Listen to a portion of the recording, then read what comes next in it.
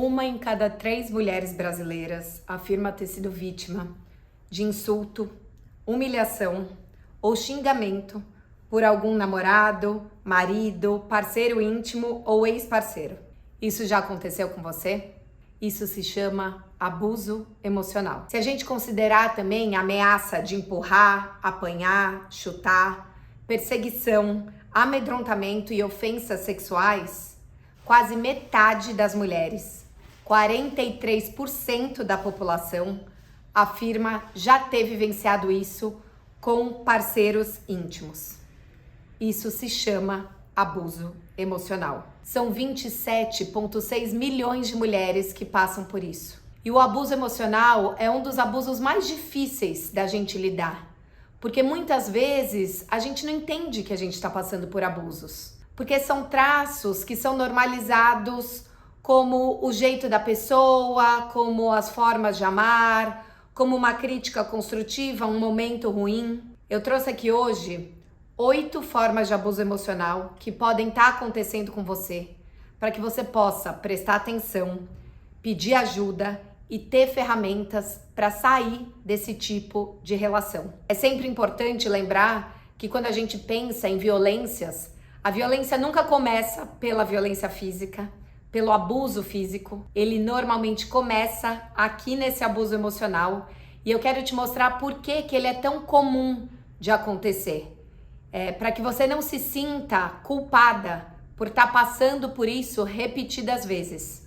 Porque sim, a culpa é um traço muito, muito comum de todas as mulheres que são abusadas emocionalmente.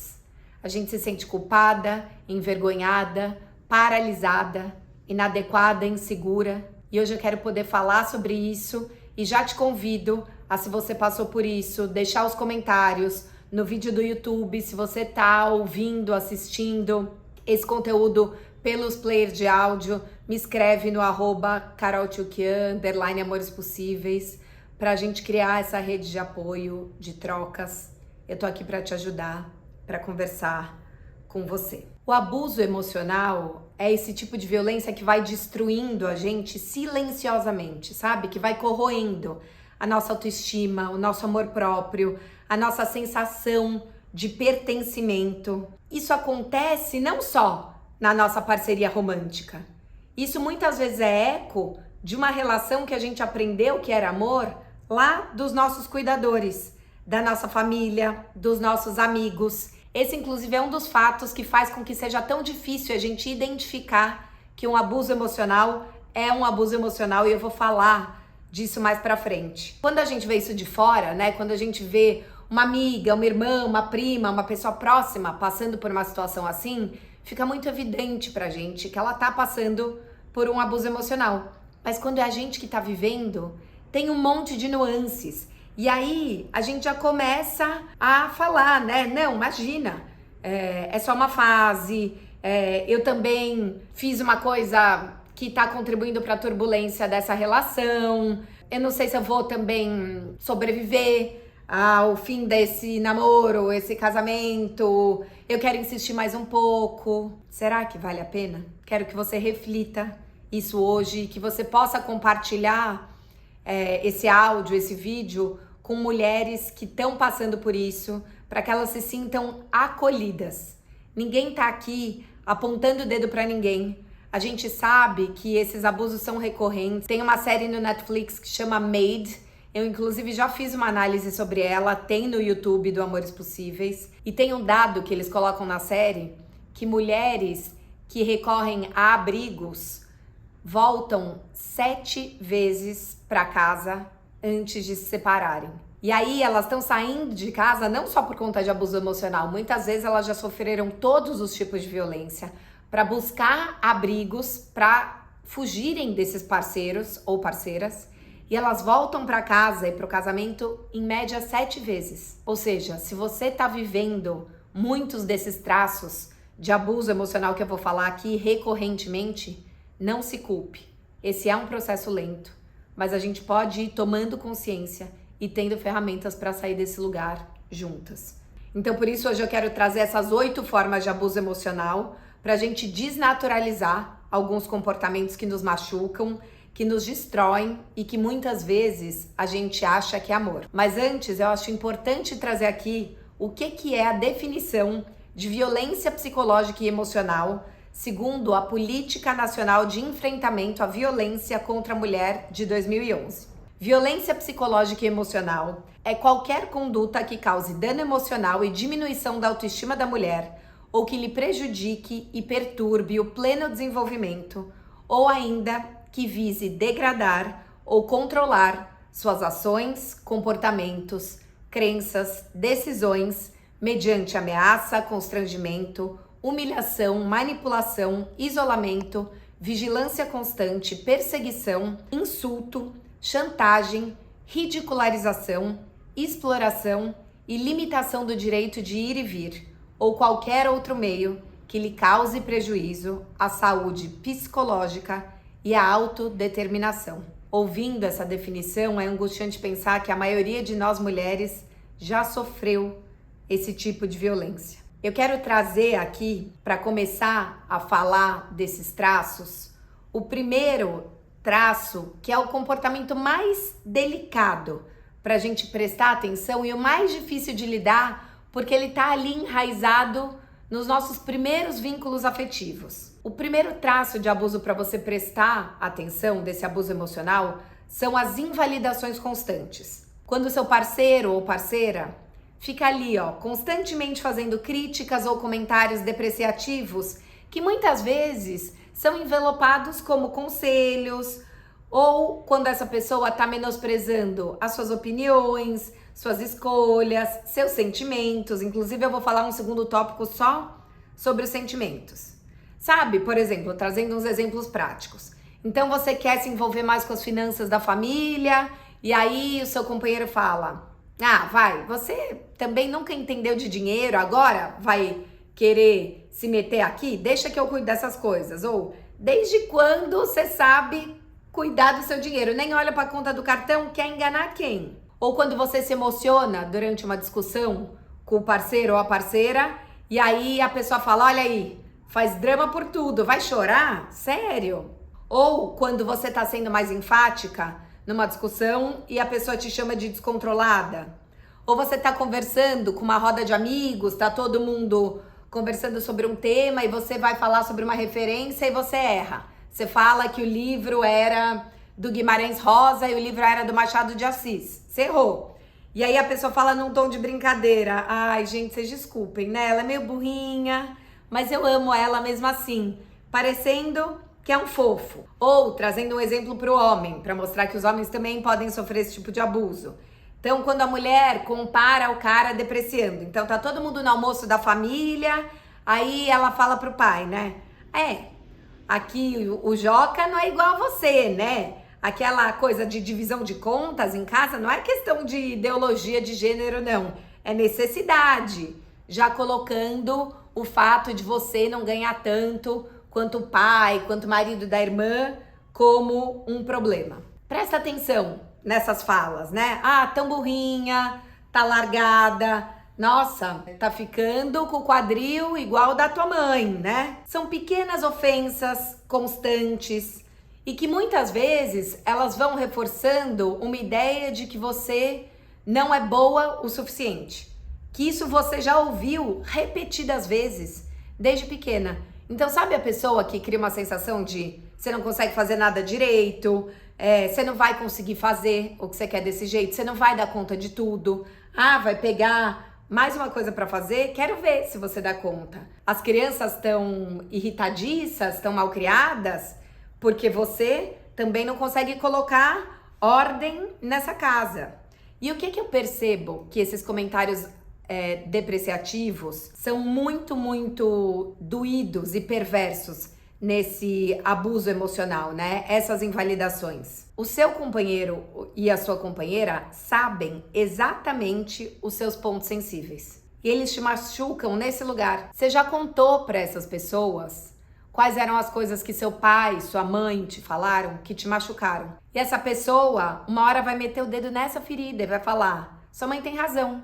Você é teimosa mesmo, você é egoísta. Ou vai pegar um erro seu, que você falou: eu acho que eu fui explosiva mesmo naquela briga com uma amiga e vocês nunca mais se falaram, e ele fala, tá vendo? É por isso que ninguém fica com você. Você é explosivo, explode com todo mundo, só eu te aguento. Quero ver até quando. Então, como é uma pessoa que você ama muito e você leva em consideração, você que já tinha trabalhado todas essas questões na terapia, começa a duvidar de você mesma e achar que aquele traço é sim um defeito, um problema para vinculação e que pode atrapalhar toda a sua vida. E isso vai minando a sua autoestima, vai fazendo você se ver como uma pessoa indigna de ser amada. Eu tô trazendo alguns exemplos, mas eu aposto que na sua cabeça já tá vindo 1 milhão de coisas que a gente já ouviu dessas pessoas.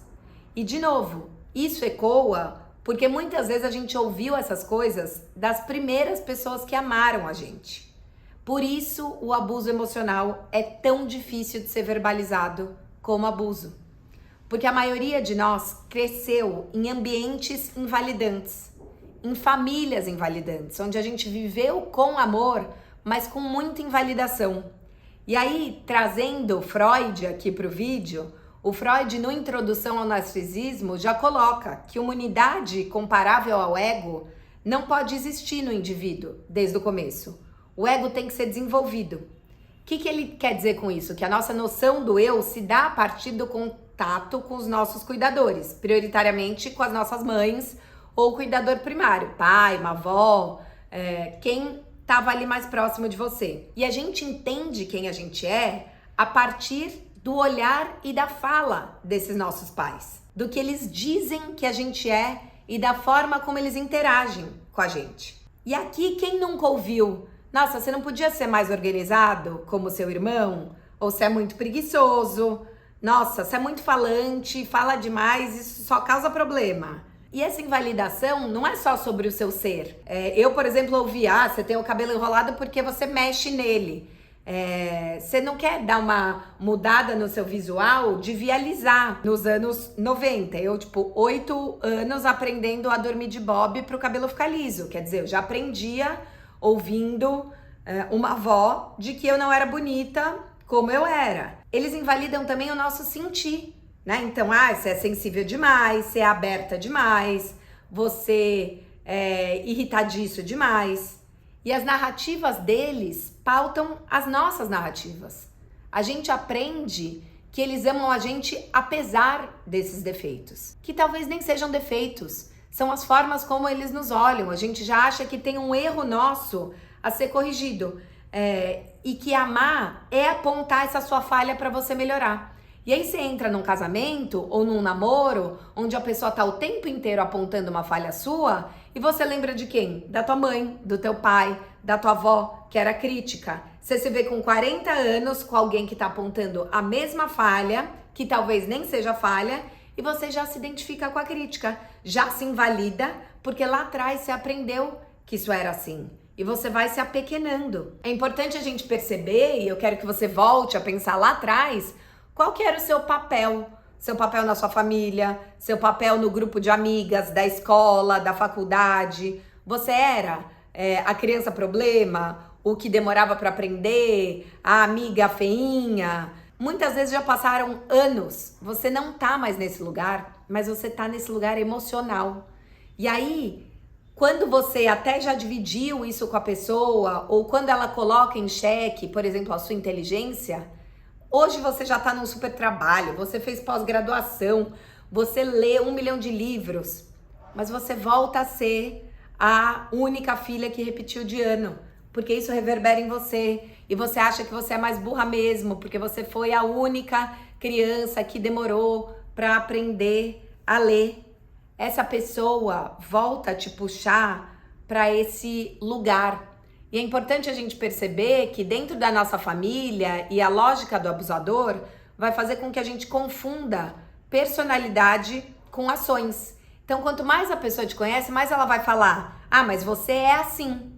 E não você tá assim. E a gente acredita e cristaliza. E será que você é assim ou você só tá assim? Talvez você só tava assim mesmo.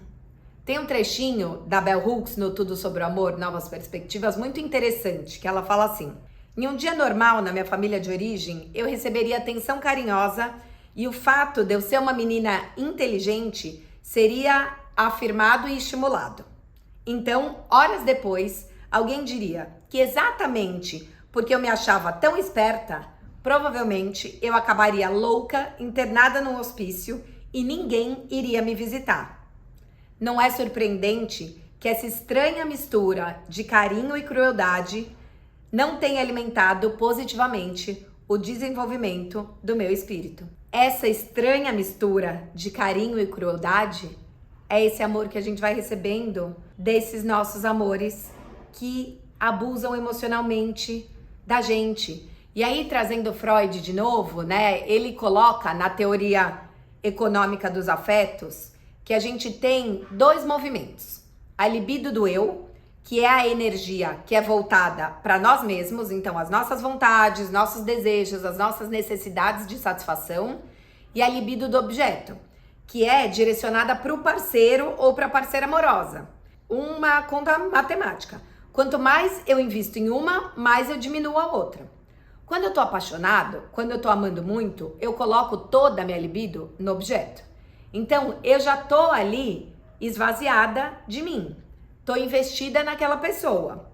E aí, nessa fase de apaixonamento, ele coloca no Introdução ao Narcisismo uma frase que é ótima, que é: existe um abandono da própria personalidade em favor do investimento do objeto. Quer dizer, a gente vai se abandonando para investir no outro. E aí, já enfraquecidos, o outro vira pra gente e fala o quê? Você é inadequada, você não vai conseguir ficar com mais ninguém se não for comigo, eu não sei como alguém te aguenta, hoje eu tô aqui, amanhã não sei.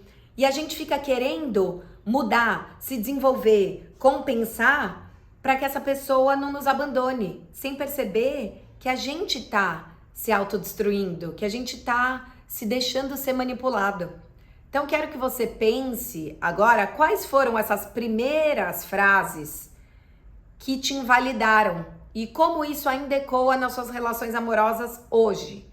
Porque muitas vezes é isso, o abuso emocional não é vivido como um abuso e sentido como um abuso, e sim como um convite ao autodesenvolvimento. Mas ele está sendo uma invalidação e uma destruição de quem você é. Quero que você se pergunte: quais foram os comentários invalidantes que você ouviu dos seus familiares, dos seus primeiros amigos? Quem que falou isso? Em que situações da vida adulta hoje você achou que isso era um problema? Ao se identificar com essa característica, como isso afetou a forma como você se coloca numa relação? O que você já aceitou nas suas relações amorosas, já justificou por conta desse suposto problema seu? A gente precisa prestar atenção o quanto a gente tá se deixando ser diminuído por conta desses ecos, dessas invalidações do passado. E aí, falando em invalidações, eu quero já trazer como um tópico 2 para a gente prestar muita atenção essa invalidação tanto dos sentimentos quanto dos temas que te incomodam. Então, de repente, você quer conversar que tá te incomodando porque toda vez que você janta com seu companheiro ou companheira, ela não sai do celular. E aí a pessoa fala: não acredito que você vai discutir por essa bobagem. Ah, não acredito que você vai criar problema por conta disso. Como se existisse uma régua do que é digno ou não é digno de ser conversado. Se aquilo é algo difícil para você, isso tem que ser posto na mesa para o casal. Só que numa relação de abuso emocional, a pessoa vai invalidar o seu incômodo. E aí você que já tá inseguro, insegura, vai pensar: será que eu sou louca? Será que eu tô sendo exagerada? Será que eu tô sendo muito ciumenta? A gente tá tão frágil que a gente começa, né? Será que eu tô sendo sensível, possessiva, chata? A gente precisa lembrar que não existe incômodo pequeno ou grande, existe o que te incomoda. E se esse ponto tá te incomodando, ele tem que ter espaço para ser conversado, sem juízo de valor. A mesma coisa com os sentimentos. Eu falo muito isso aqui, nesse vídeo, nesse podcast, mais do que nunca eu tenho que repetir, que eu recebo mensagens o dia inteiro, assim: eu deveria ou não deveria ter ficado com ciúmes, porque ele fala o tempo inteiro com a ex-namorada e ainda chama ela pelo apelidinho carinhoso dos dois. Eu deveria ou não deveria ter ficado com raiva porque ele cancelou em cima da hora o programa do fim de semana e eu já tinha comprado o ingresso para o teatro que a gente ia assistir? Não existe deveria ou não deveria. De novo, assim como não tem incômodo grande ou pequeno, não tem sentimento certo ou errado. E o abusador vai trabalhar exatamente nessa chave. Ah, mas vai fazer chilique? Vai chorar por isso? O sentimento é da ordem do intangível. E se algo que mexe muito com você não mobiliza tanto outro, não importa, mobiliza você. E você tem que poder falar. Se a pessoa do teu lado não respeita a forma como você sente, ela não te respeita. Não é porque ela não choraria por isso que você não pode chorar. Não é porque ela não se incomodaria com isso que você não tem direito de se incomodar. E aí, dentro desse universo, eu quero trazer o terceiro ponto para você prestar atenção, que é o quanto essa pessoa menospreza e invalida as suas conquistas. Pensando aqui que a maioria das relações amorosas ainda se estabelece como um jogo de poder, muitas vezes as suas conquistas são vistas como uma ameaça ao outro. Primeiro porque já tem uma dinâmica de competição e inveja per se. Então, de repente, você vai ganhar mais do que o seu marido.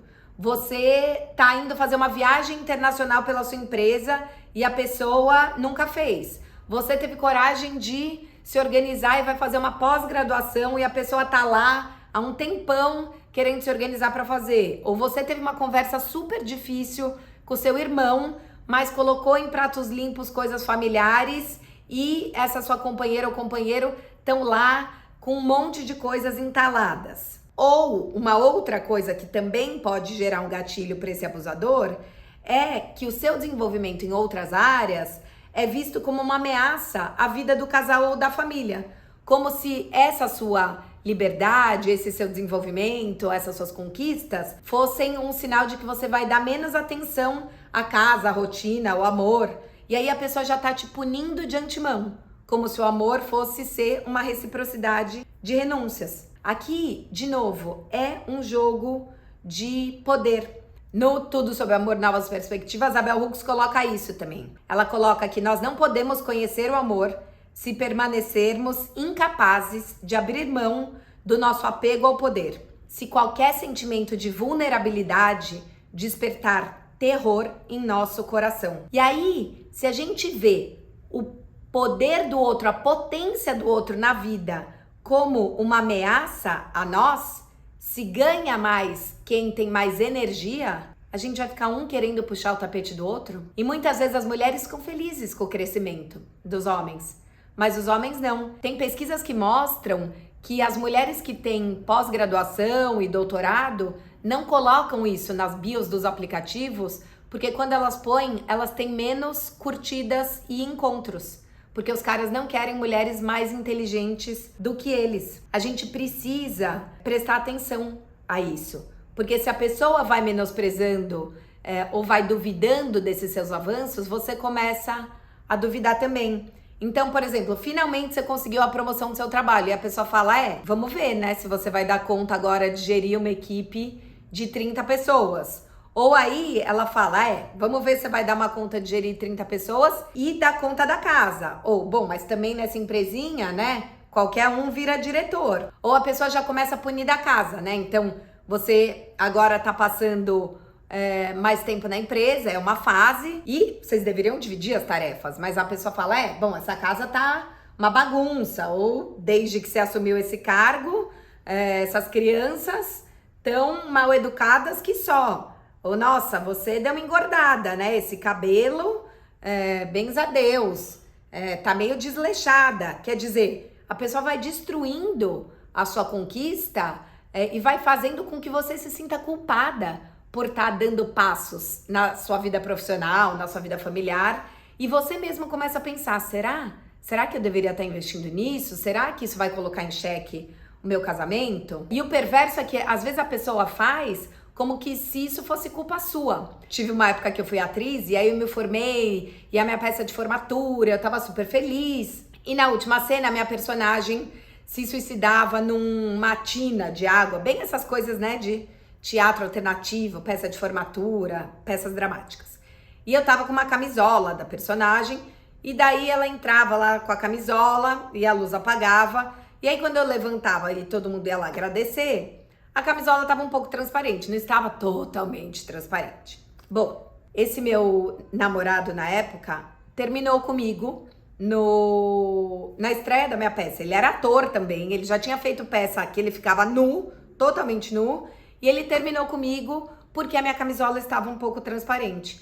E aí ele tinha levado um buquê de flores, ele jogou no chão, porque ele falava, eu ia ser romântico, eu estava sendo legal, mas porque você fez isso, você estragou tudo. Quer dizer, você começa a se sentir culpada, a gente vai falar de culpa agora, porque é isso, você começa a achar que as suas conquistas, o seu protagonismo, a sua divisão de atenção para outros amores, tá colocando em xeque a sua relação. E essa chave de trabalhar a culpa vai ser esse quarto ponto muito importante para você prestar atenção. A culpa é sempre sua. A pessoa é grosseira, a culpa é sua. A pessoa te traiu, a culpa é sua. A pessoa te tratou mal, a culpa é sua. Porque ela fala, como eu contei essa história da peça, que ela só fez isso como uma reação à sua ação. Então ela só tá ríspida, porque agora você trabalha até tarde e essa casa está uma zona. Ou ela pega um erro seu de 6 meses atrás, que vocês já conversaram, vocês já se entenderam, você já pediu desculpas, e daí ele vai lá atrás e fala, porque aquele dia que você tratou mal minha mãe e você não foi no aniversário da minha irmã, então agora também, não sei o que, não sei o que, não sei o que. E você, que puxa a culpa pra você, começa a contemporizar o maltrato dessa pessoa. Você fala, tudo bem. E a verdade é que assim, um erro não justifica o outro. O fato de você ter errado 6 meses atrás, semana passada, ontem, não justifica a pessoa fazer algo que não foi legal agora. E eu vejo que o tempo inteiro a pessoa vai fazendo isso. Então, porque você não atendeu ela 2 vezes, ela volta 5 horas da manhã bêbada numa quarta-feira. E aí ela vai invertendo o jogo e te manipulando. Num jogo de culpa, é sempre um traço seu que justifica, sempre justifica. E aí você vai ficando na dúvida mesmo de, será que eu não tô implicada? Porque a gente quer se responsabilizar, tem o lance da responsabilidade afetiva, de pensar pelo casal, e quando você vê, você tá ali se culpando, porque se a culpa é sua, você pode mexer em algo da relação, melhorar a relação, e aí a gente tá o quê? Se diminuindo, se invalidando e pedindo desculpas para que fique tudo bem. E não vai ficar tudo bem.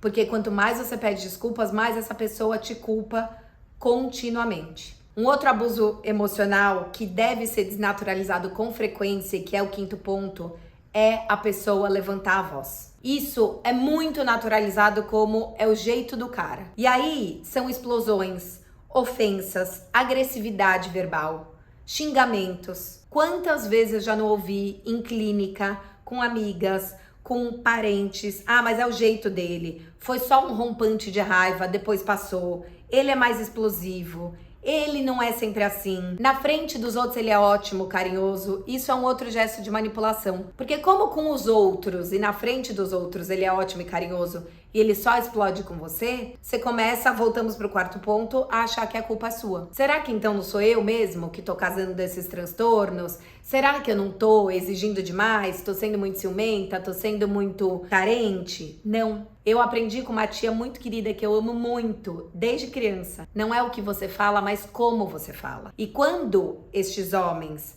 levantam a voz e usam dessa agressividade verbal, eles estão fazendo isso para te deixar com medo. E quando você fica com medo, você paralisa. Nessa paralisia, você muitas vezes, de novo, pede desculpas por coisas que não são suas, não toma ações, fica com medo de sair de casa, de procurar ajuda na terapia, de pedir ajuda para sua rede de apoio, para os seus familiares, para suas amigas, porque você tá com medo de que algo pior vá acontecer. Presta atenção.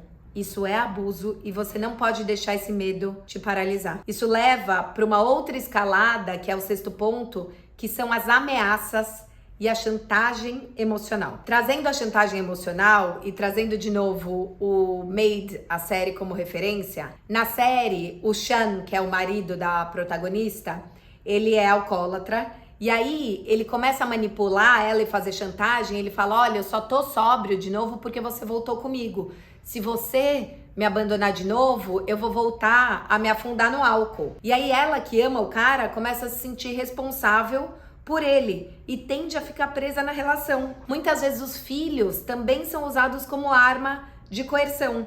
Então as mulheres ficam presas nesses lugares. Trazendo de novo os dados da pesquisa que eu citei no começo, entre as mulheres com filhos, 13,2% relataram ter vivenciado violências por parte do parceiro íntimo, ao passo que as mulheres que não têm filhos, a prevalência foi muito menor. Por quê? Porque eles usam os filhos como arma e escudo. Então você vai ver o que eu vou fazer com as crianças. Se você se separar, eu vou fazer da tua vida um inferno. Eles começam a levantar a voz com as crianças. E aí você tem medo de pensar: meu Deus do céu, se eu me separar dessa pessoa, como é que ele vai tratar as crianças quando eu não estiver com eles? E aí você acha que é melhor você estar lá porque você tá no controle. E essa dinâmica é muito perversa, porque a gente aprendeu que a gente tem que cuidar, que a gente é o ponto de apoio, que a gente vai salvar esse homem, mas quem vai salvar a gente? E dentro das ameaças e das intimidações, vem um lugar de se as coisas estão assim, você vai ver como elas vão ficar piores. Então vem uma coisa do: quero ver se alguém vai te aguentar como eu te aguento. E até umas coisas pesadas. Então assim, você não sabe o que tá por vir, eu vou transformar a tua vida no inferno, você não vai ser capaz de dar conta de tudo sozinha, eu vou acabar com a sua vida, ou eu vou acabar com a minha vida. E aí, além do inferno real que você tá vivendo, essa pessoa projeta um inferno horroroso possível que te paralisa completamente. E além de totalmente paralisada, no abuso emocional, você fica também isolada. Esse é o 7º ponto. A pessoa abusadora vai te afastando de toda a sua rede de apoio. E aí, quanto mais afastada, menos recursos você tem para pedir ajuda, para sair dessa situação, para mudar esse jogo. Então, como isso começa? Primeiro, ela vai criticando essas pessoas para criar atrito com elas, criar um climão quando ela tá com elas. E assim você mesmo se afasta para não gerar desgaste. Porque ela começa a ir no encontro das suas amigas e dar patada. Daí fala: mas essas suas amigas que são todas umas piranhas, que tá todo mundo separada, ninguém é casada. Ou essa sua família burguesa. E aí reclama porque é todo mundo junto e um dá palpite na vida do outro. Como se o apoio fosse invasão. Ou esse seu chefe também que é metido, é inteligente, que é esse povo que fica colocando caraminhola na tua cabeça. Você tá querendo conversar da relação, quer ir na terapia? Aposto que esse seu irmão aí com essas ideias todas pra frentex. E aí a pessoa vai no almoço da sua família e fica dando alfinetada no seu irmão. Aí você prefere nem ir no almoço da família. Você vai um dia tomar um café só com o seu irmão. E você vai afastando, afastando, afastando. E quando você vê, você tá só com aquela pessoa vivendo um campo minado. E cada vez mais sozinha, mesmo ali com a pessoa. Porque aí a gente vai pro 8º traço, que é o desprezo, a negligência, a indiferença e o tratamento do silêncio. Esse é um abuso emocional muito cruel, porque tem esses rompantes de raiva, mas de repente essa pessoa simplesmente silencia. E aí ela fica quieta. E você fala: o que aconteceu? Não aconteceu nada. Você fala: eu preciso conversar com você, as coisas não estão legais.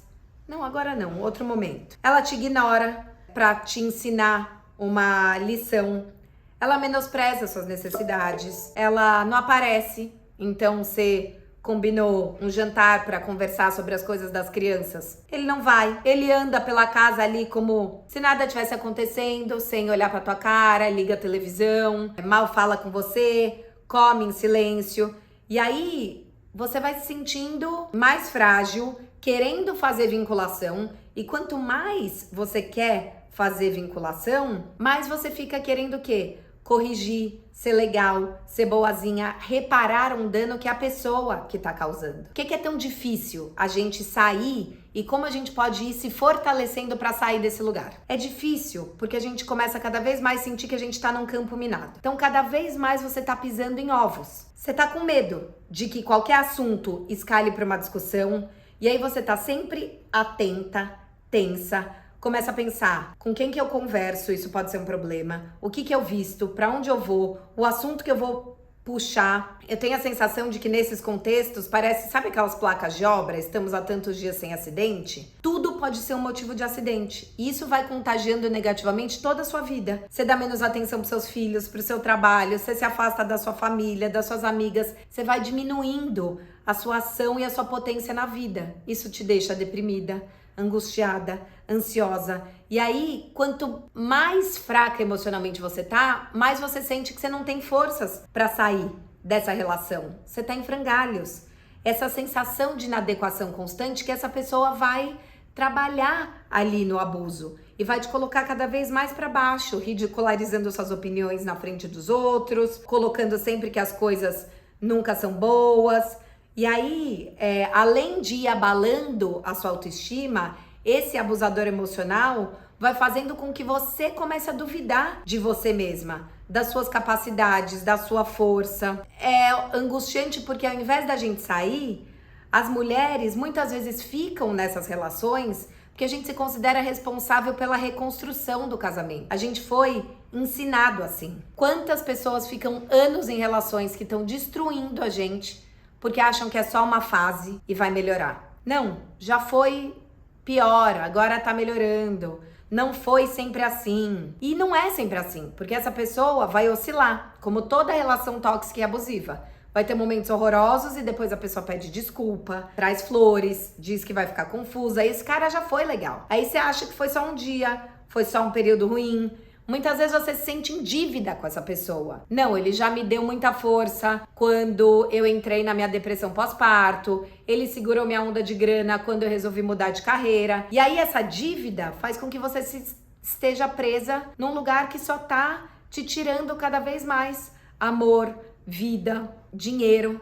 Nada que essa pessoa fez no passado justifica esses machucados que estão vindo no presente. A gente tem que parar de relativizar. E aí, o que aumenta os riscos da gente ser tão vulnerável a essas relações abusivas? Primeiro, essa dinâmica do amor que ainda é muito pautado pelo controle e pela concordância. Nessa dinâmica abusiva emocionalmente, essa pessoa te pune quando você não concorda. E aí você começa a concordar, né? Então, quando você faz as coisas que ela espera, ela é uma fofa. E aí você vai fazendo, e você fala, ai, deixa, eu só vou concordar. Só que quanto mais você concorda e se anula, mais você fica refém dessa pessoa. Uma outra coisa, a gente ainda tá presa a essa construção de ideal do amor que se sacrifica em nome da família, que a gente vai salvar essas pessoas. A gente também precisa desconstruir a romantização da relação turbulenta. Entre tapas e beijos, é ódio, é desejo, é sonho, é ternura. Um casal que se ama até mesmo na cama provoca loucuras. Esse amor doentio já cantavam os sertanejos nos anos 90. As próprias relações familiares que eu trouxe no começo do vídeo. Não só os pais em relação a você, mas os seus pais, que você viu quando criança.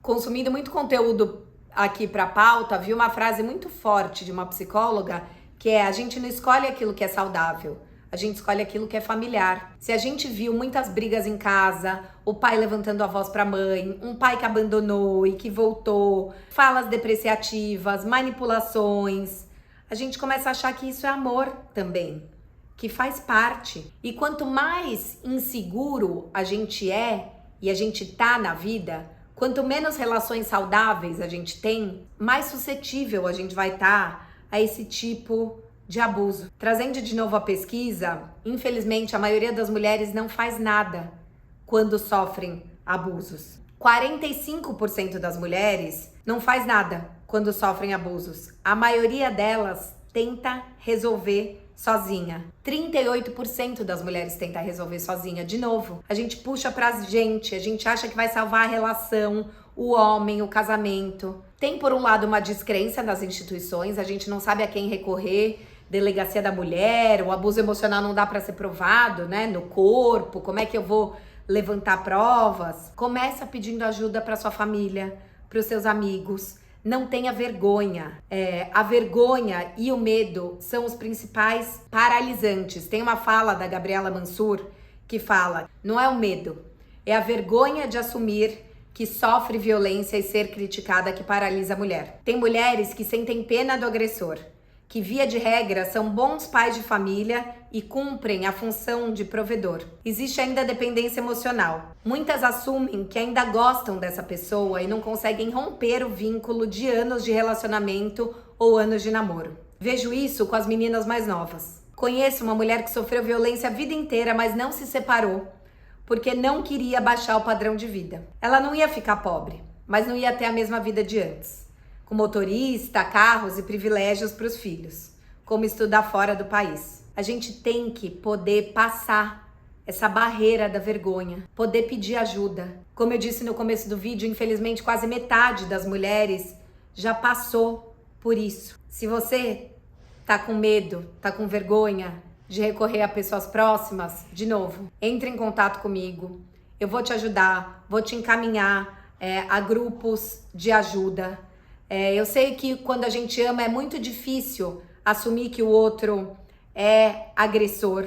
A gente fica tentando entender qual foi o momento onde tudo se perdeu, e esse momento nem sempre é claro e não existe esse lugar, né, onde tudo se perdeu. Não tenta dar conta de tudo sozinha. É impossível sair desse lugar sozinha. A gente precisa refazer os vínculos. Então começa a voltar a se encontrar com as suas amigas, com a sua família, com pessoas que te deem suporte, que ajudem você a se ver com outros olhos, a entender que você é capaz, que você é inteligente, que você é amorosa, que você tem direito de sentir o que você sente, de ter conquistas, de reconstruir a sua vida. E se você passou por isso, esteja disponível e não tenha vergonha de compartilhar. Nessa pesquisa, mulheres que são vítimas de violência têm uma percepção muito mais apurada sobre essas manifestações de violência. Então, enquanto 45% das mulheres que não vivenciaram nenhum tipo de agressão no último ano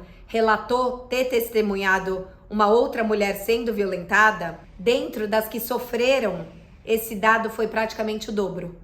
83% dessas mulheres perceberam outras mulheres sofrendo abusos emocionais. Que a gente possa ficar atentas umas às outras, acolher umas às outras e poder pedir ajuda. Como a doutora Ana Rita D'Amico diz, amor não dói. A gente tem que desnaturalizar esse abuso emocional e querer amores possíveis que nos nutram, nos acolham e não que nos machuquem. Um beijo enorme.